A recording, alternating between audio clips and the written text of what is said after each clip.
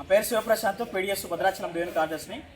గత 2 రోజుల కిందట చర్ల జూనియర్ కళాశాలలో విద్యార్థిని పట్ల లెక్చరరు అసభ్యంగా ప్రవర్తించారని, విద్యార్థిని కొట్టాడని చెప్పేసి పత్రికా ప్రకటన రిలీజ్ చేయడం జరిగింది.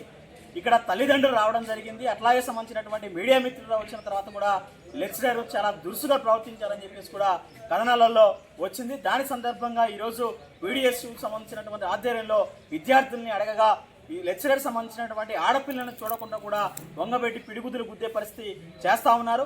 దాంతోపాటు ఇక్కడ ఆ లెక్చరర్ ఎవరైతే ఉన్నారో అసభ్యంగా మాట్లాడుతున్నారని చెప్పేసి కూడా విద్యార్థులను చెప్పినప్పటికి కూడా ఇప్పటికీ 3-4 రోజులు అవుతున్నా కానీ చర్యలు మాత్రం తీసుకునే పరిస్థితి లేదు.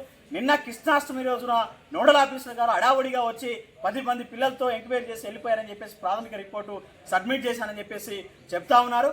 కాబట్టి దీనికి మొత్తానికి జరిగినటువంటి ఈ విషయాన్ని పట్ల ఈ విషయాన్ని మొత్తాన్ని కూడా కప్పుపుచ్చడం కోసం ఇక్కడ ఉన్నటువంటి ప్రిన్సిపల్ కానీ అట్లాగే సంబంధిత అధికారులు కూడా ప్రయత్నం చేస్తూ ఉన్నారు. కాబట్టి విద్యార్థిని పట్ల, ఆ విద్యార్థినే కాదు ఇతర సంబంధించిన విద్యార్థుల పట్ల ఖచ్చితంగా ఆయన గతంలో కూడా జరిగినటువంటి ఇన్సిడెంట్ చాలా ఉన్నాయి. ఆ ఇన్సిడెంట్లు కూడా పరిగణనలో తీసుకొని చెప్పేసి ఆ లెక్చరర్స్ని ఎవరైతే ఉన్నారో ఖచ్చితంగా సస్పెండ్ చేయాలని చెప్పేసి పీడిఎస్ డిమాండ్ చేస్తూ ఉంది. దాంతోపాటు ఇక్కడ సంబంధించినటువంటి విద్యార్థులకు సంబంధించిన విద్యాభ్యాసం చేర్చుకోవడం కోసం ఇక్కడికి వస్తే గురువులు చెప్పాల్సిన గురువులే ఈరోజు ఎవరికి ప్రార్థన చేస్తున్నారంటే విద్యార్థుల పట్ల ఎట్లా ప్రవర్తిస్తున్నారంటే దారుణమైన పరిస్థితి కనబడతా ఉంది.